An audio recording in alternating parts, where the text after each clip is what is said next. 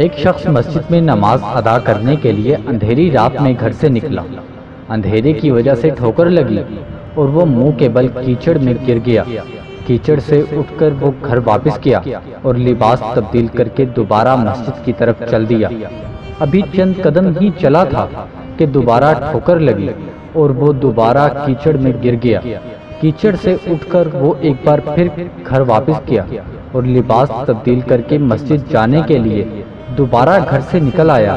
اپنے گھر کے دروازے پر اس نے ایک شخص کو دیکھا جو اپنے ہاتھ میں ایک روشن چراغ تھامے ہوئے تھا۔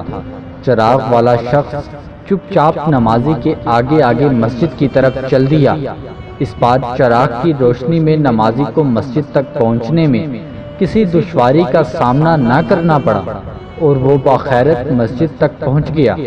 مسجد کے دروازے پر پہنچ کر چراغ والا شخص رک گیا۔ نمازی اسے وہی چھوڑ کر مسجد میں داخل ہو گیا اور نماز ادا کرنے لگا۔ نماز سے فارغ ہو کر وہ مسجد سے باہر آیا تو اس نے دیکھا چراغ والا شخص اس کا منتظر ہے تاکہ اسے دوبارہ چراغ کی روشنی میں گھر تک چھوڑ آئے۔ جب نمازی گھر پہنچ گیا تو نمازی نے اس اجنبی سے پوچھا، آپ کون ہیں؟ اجنبی بولا، سچ بتاؤں تو میں ابلیس ہوں۔ نمازی کی حیرت کی انتہا نہ رہی۔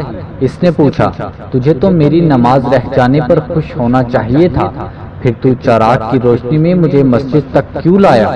ابلیس نے جواب دیا، جب تجھے پہلی ٹھوکر لگی تو اللہ نے تیری عمر بھر کے گناہ معاف فرما دیے۔ جب دوسری ٹھوکر لگی تو تیرے سارے خاندان کو بخش دیا۔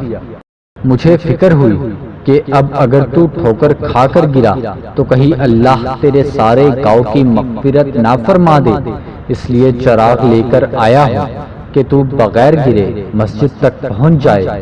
اللہ ہم سب کا حامی و ناصر ہو، آمین۔